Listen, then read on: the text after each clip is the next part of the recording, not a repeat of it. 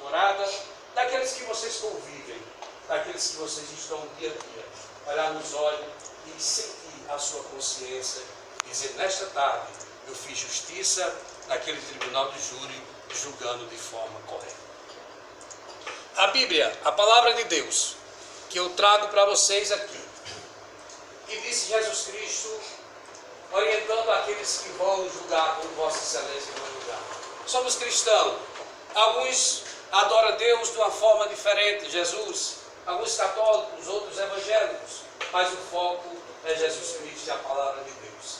Ele diz em Mateus capítulo 7, no capítulo 7 de Mateus, primeiro versículo, ele diz: não julgueis para que não sejais julgados, porque com o juízo com que julgardes, sereis julgados, e com as medidas com que tiverdes medidos, vos hão de medir também o a vós. E quer dizer isso? Bom não é julgar, mas se tiver de julgar, julgue na medida correta, julgue na medida certa, julgue com aquilo que é possível para poder trazer a paz para vocês. Bom seria que nós não estivéssemos aqui, nem o doutor Jailson, o juiz, nem a promotora, nem os advogados, nem os senhores e as senhoras, nem os réus, nem a família dos réus. Bom seria que não tivesse havido a morte do Gildo, mais conhecido como Galinha Preta. Mas aconteceu o fato. Houve uma morte, houve uma acusação, houve réu confessos, houve dúvida a respeito de alguns, mas estamos aqui para julgar. E aí a responsabilidade é de Vossas Excelências. Por isso, julgue na medida correta. Não julgue além daquilo que não está nos autos. Não julgue, porque se não está nos autos, não está no mundo do crime. Não está no mundo jurídico, melhor dizendo. E o que está nos autos, com exceção da peça inquisitória, daquele auto de prisão em flagrante, que nós vamos adentrar nele, como bem adentrou a representante do Ministério Público, tudo fora o inquérito, a peça inquisitória, toda instrução processual feita na justiça, até aqui é a verdade. Ocorre, senhores jurados, que Severino, como é bem conhecido, que os senhores e senhoras conhecem muito mais do que eu. A família existencial de Severino não é uma pessoa dada ao crime, não é um bandido, não é um delinquente, é um cidadão de bem que anda num chevette carregando pessoas da zona rural para a feira de Bananeiras e a feira de Solé. E está há 10 meses preso, recluso, no túmulo dos vivos. Há o túmulo dos mortos e o túmulo dos vivos. Como bem disse aqui Quércio, que conhece muito bem, mais do que os outros, mais do que qualquer um aqui, o que é o túmulo dos vivos, o cárcere, a cadeia, lugar de desprezo, de isolamento. E Severino está lá há 10 meses, pagando pelo crime que não cometeu. A angústia da família, do pai, da mãe em idade avançada, dos irmãos, dos filhos, mas está 10 meses preso. Mas neste dia, nesta tarde, haveremos, e Vossa Excelência principalmente, de fazer justiça e reconhecer aquilo que a ilustre representante do Ministério Público disse, que ele não tem nenhuma participação na cena do crime. Que a única falha dele, por não dizer, a última conduta ilícita foi guardar em sua casa 2 revólveres, um 32 e um 38, que por sinal não foram as armas que Anderson utilizou para matar a Galinha Preta. Não foram, porque a doutora Ana, a promotora, mostrou para os senhores. O laudo balístico realizado pela perícia técnica não demonstra demonstra que foram as armas apreendidas na casa de Severino, as armas que foram utilizadas para executar Galinha Preta. Por isso só já é o suficiente para absolver. Mas eu vou pegar uma deixa, na verdade, vou ratificar aquilo que a promotora já disse, não se faz necessário me estender, tomar o tempo de Vossa Excelência no que se refere à defesa de Severino. A promotora foi extremamente sincera, honesta consigo mesmo. Você é uma mulher cristã, também tem consciência igual a Vossa Excelência, pediu a absolvição de logo. É claro, se ele tinha 2 armas em casa, comete-se o crime previsto no artigo 12 da Lei 10.826/2003, Estatuto dos Armamentos, ele não poderia ter essas armas em casa e deve responder por isso. Por isso que julgo, meu jovem, na medida correta.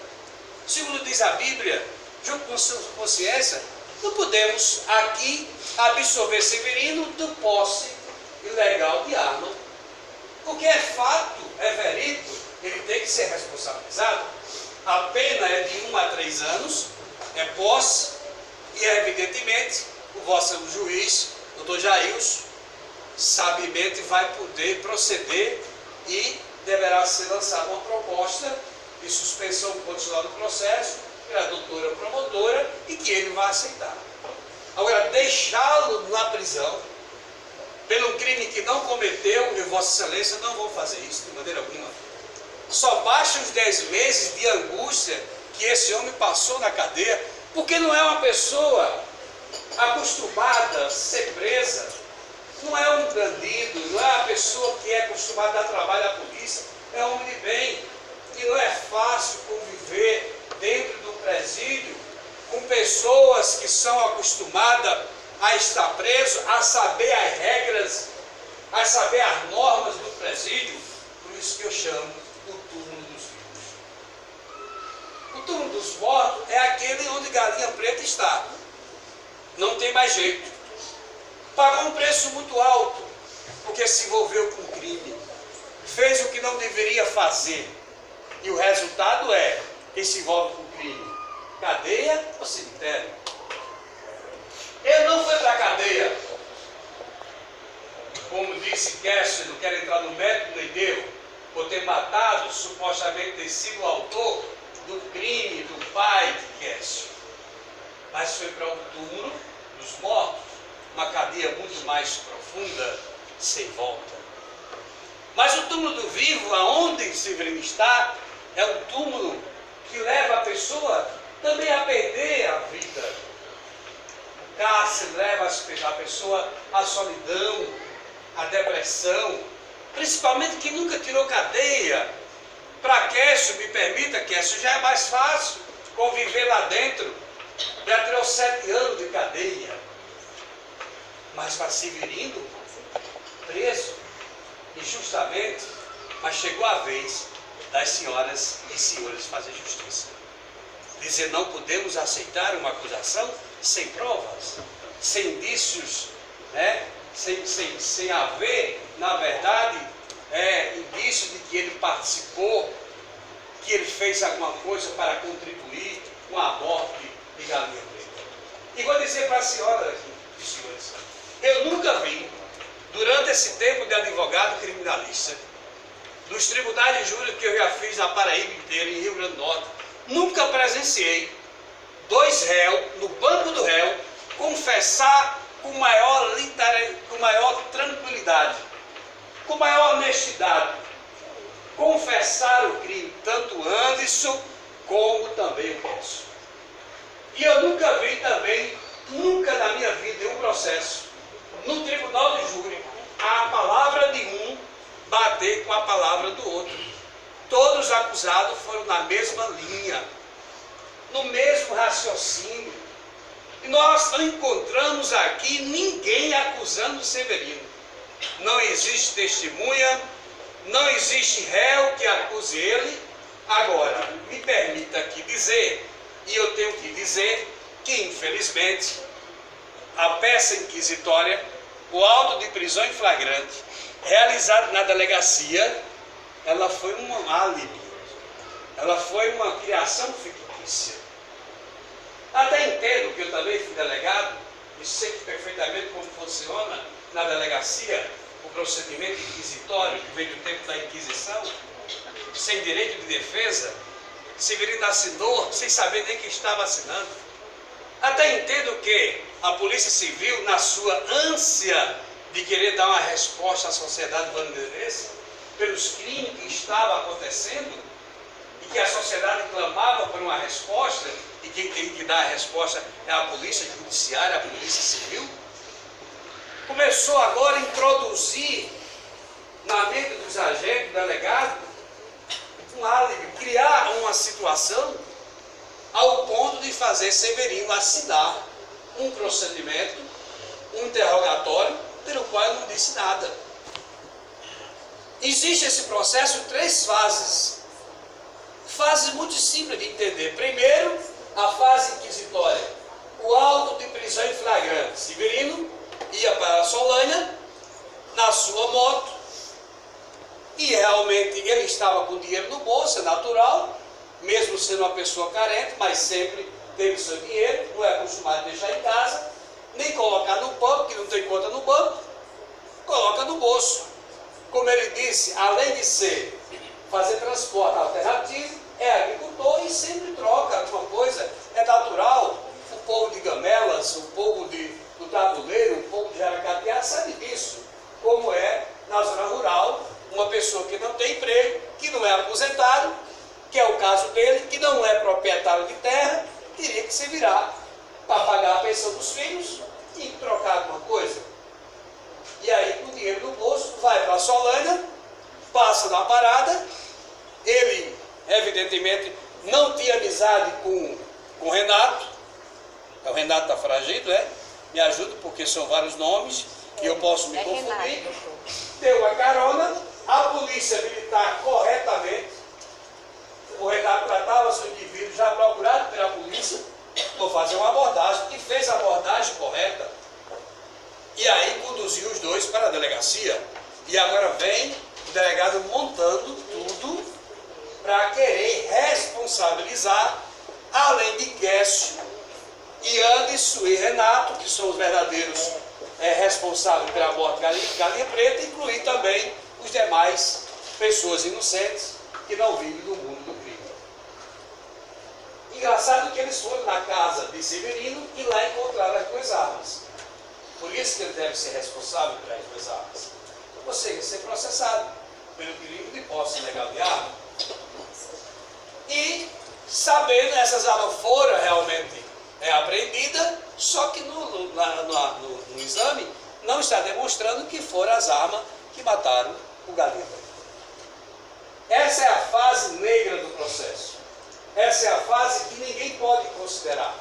Ninguém pode dar crédito a uma peça inquisitória feita só com o intuito de culpabilizar uma pessoa, porque Severino é primo de Guécio, e será só tem Severino como primo? Existem outros, assim vamos responsabilizar toda a família de Guécio pelo crime que aconteceu em Galinha Preta? De maneira alguma. Vamos separar as coisas e dar uma resposta à sociedade. Porém, nesta tarde, durante a instrução processual, e hoje está comprovado de quem realmente matou Galinha Preta e quem não tem nenhuma participação. Essa fase de inquérito deve ser esquecida, como bem disse a promotora. Vamos dar crédito ao que aconteceu durante a instrução probatória.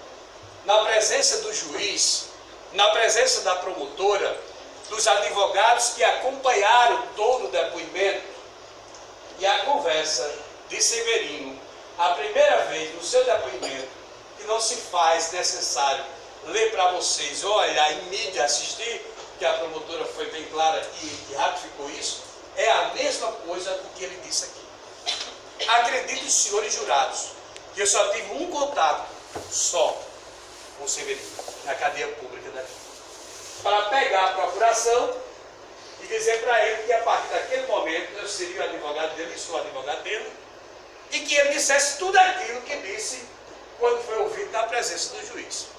Só diga isso. Não diga mais nada, diga a verdade. Se a verdade é Então, repito na hora do júri. Não precisou ninguém instruir. Eu nunca peguei um processo criminal do Tribunal do Júri sem a necessidade de instruir o réu, o acusado.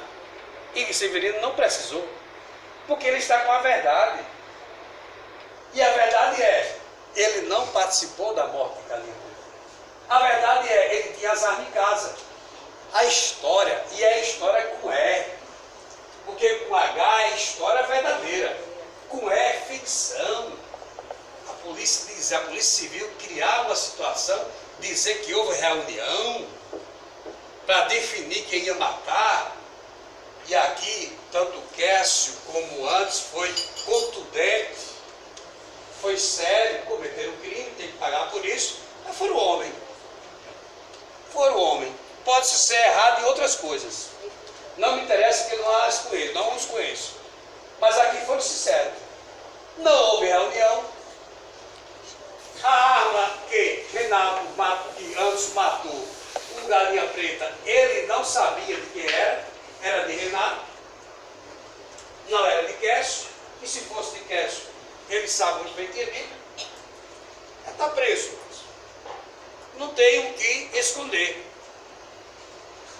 Então a verdade é essa, que foi dito na instrução probatória, e o que foi dito aqui. E eu não vou mais me estender. Eu não vou mais tomar tempo. Eu não preciso provar para os senhores que Severino, e senhora que Severino, é inocente. A promotora já pediu a absolvição. Ela é a dona da ação. Ela conhece muito mais do que eu o processo. É claro, para tirar na dúvida, indúbio para o réu. Ou seja, na dúvida, absolve-se o réu.